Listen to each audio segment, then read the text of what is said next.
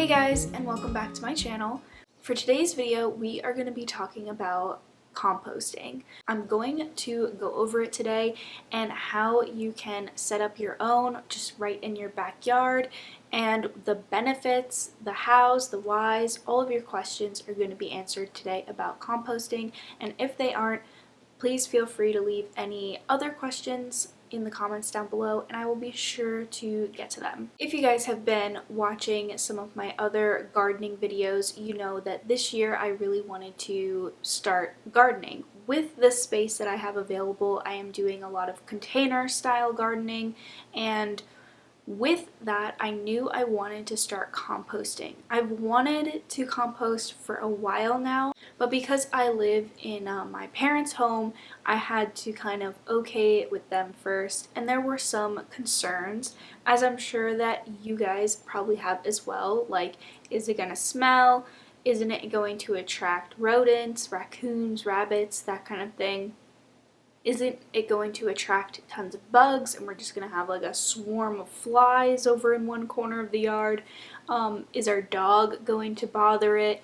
All of these kind of concerns. Is it messy? Is it smelly? And I had to kind of cover those with them, which is why I was kind of inspired to make this video, because I feel like a lot of people have similar concerns and that's what's holding them back from doing it themselves. So the method that we currently use is a very simple method that I think a lot of other homes could implement, and we purchased a system. So instead of building your own, you can purchase a system already kind of set together for you. We purchased ours from Amazon. I will try and find the exact kind of container that we have and link it down below. If not, I'll find something very similar.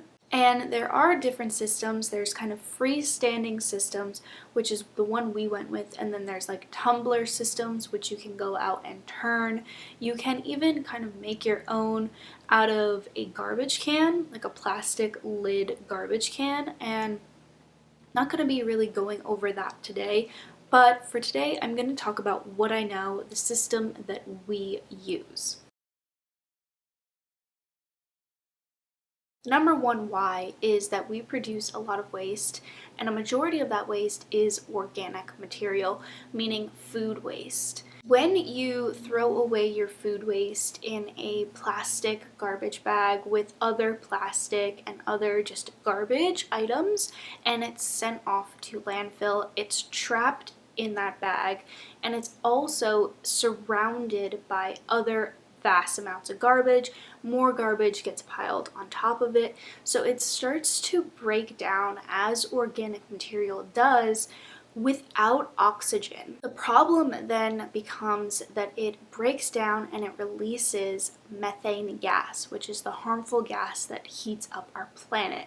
One of the gases contributing to global warming. Another reason for wanting to do this is a similar one, as that when it breaks down in the landfill, without oxygen, it kind of turns into this slimy, sludge-like, really gross material. And then whenever it rains on top of that material is then washed into waterways, and that is called leachate. I'm going to leave some reading information about methane gas and leachate so you can kind of learn more about it, so that I don't have to make this video super long. The other why is that you get a beneficial fertilizer and food for your own garden. You can use it on your vegetable garden and it will be a very nutrient-rich fertilizer that you can make essentially for free. It's turning your trash and your food waste into something beneficial that can then go ahead and feed your garden. When you look for like high quality organic compost, it's very expensive. So you're creating this very valuable, expensive material just in your backyard for free. So hopefully I've piqued your interest and somewhat convinced you in wanting to try out composting. So now I'm going to share with you how you can do this on a small scale in your own backyard.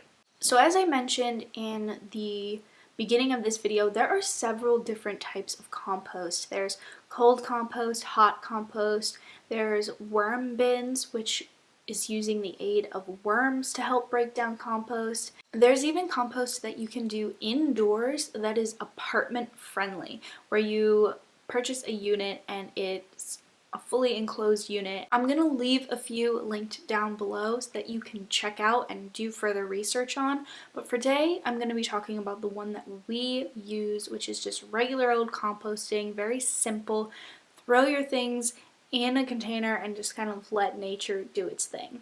In order to properly compost, you need 4 different components, and that is oxygen, moisture, carbon, and nitrogen. Oxygen is just the air around us. You want to make sure whatever vessel you're using to compost in, it has some airflow to it. The unit we personally use has little holes all throughout so that airflow can get in and out of the whole system. When it comes to moisture, if you live in a high humidity, rain heavy area, you won't really need to pay attention to the moisture because it will kind of take care of it itself. This is personally how it works where I live. Because there are airflow holes throughout our system, whenever it rains, a little bit of rain gets into our container. And that is plenty enough moisture for us because it rains very periodically. If it doesn't, you're just going to want to take a hose every now and then, spray a bit of water on top, and that will cover your moisture.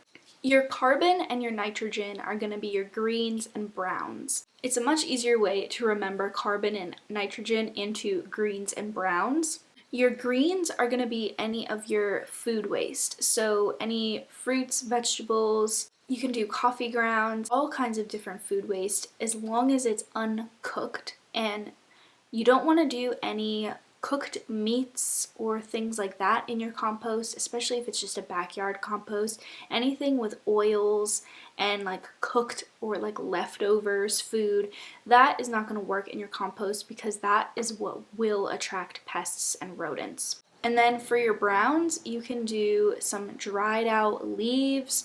When we rake our leaves in the fall, we always bag them up and then just keep the bags and we use them in our compost system. So to kind of get the whole system started, it's beneficial to start it off with some compost. I also added in some worms. I collected some worms when I was doing my starting a garden from scratch project, when I was clearing out all of that land and all of the weeds. I found a lot of worms wriggling around underneath, and I just collected them in a little box, and then when I started my compost, I threw them in with the compost. The first thing we did when we set up our system was we put down some wire mesh and we kind of put it all the way around the compost and extended it a little bit further, and that will just prevent any little critters from kind of crawling up into your compost. It really shouldn't attract pests and rodents if you're doing it correctly, but to take a secondary precaution, you can put down the wire mesh or like chicken wire type of thing. Then we layered on a piece of cardboard. I like to put the cardboard on because it will break down, and it's a nice kind of base layer to also ensure that pests and things aren't going to get up into it. And it keeps it so that if your ground isn't super compacted and it's not super level, you won't have stuff like sinking out from underneath your container. Cardboard is a nice bottom layer. After that, I poured in some of my starting compost and my worms. Then I sprinkled some dried leaves on top, and I mixed in a little bit of freshly mowed grass so that it had some of the moisture, and we've got greens and browns kind of mixed together. Then the next day, I just started collecting all of my food scraps whenever I was cooking. You gather those up, take them out to your compost, sprinkle them on top, and then you can just easily take a handful of leaves or a handful of sawdust, wood chips, whatever, sprinkle that on top. If you are in a low rain area or low moisture area, do like one little spritz of water and then cover it back up, leave it it's good to go.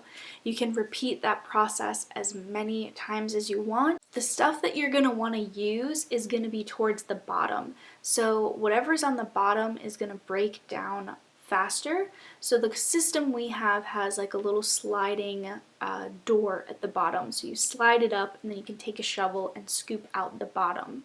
So that's the part that's broken down. That's the compost. That's what you can use in your garden. It will take a couple of months to break down fully, and it will attract some fruit flies, some flies, but it should be nothing crazy. You shouldn't see like swarms of them or anything like that. As long as you're layering things properly, it will kind of keep the bug population down. But honestly, that's really it. There's not that much to it. Once you get the hang of it and once you get into the habit of doing it, it becomes really easy and you really don't have to think about it much. So I hope you guys enjoyed this video. Like I said, if you have any further questions that I didn't go over, just leave them in the comments down below and I will try to get to them. I really want to encourage you guys to give it a try. It is really one of the easiest things you can do at home to reduce a large amount of your waste and to live more sustainably. So hope you guys enjoyed this video. If you did, make sure to give it a thumbs up. If you haven't already, be sure to hit that subscribe button, and I will see you guys in my next video.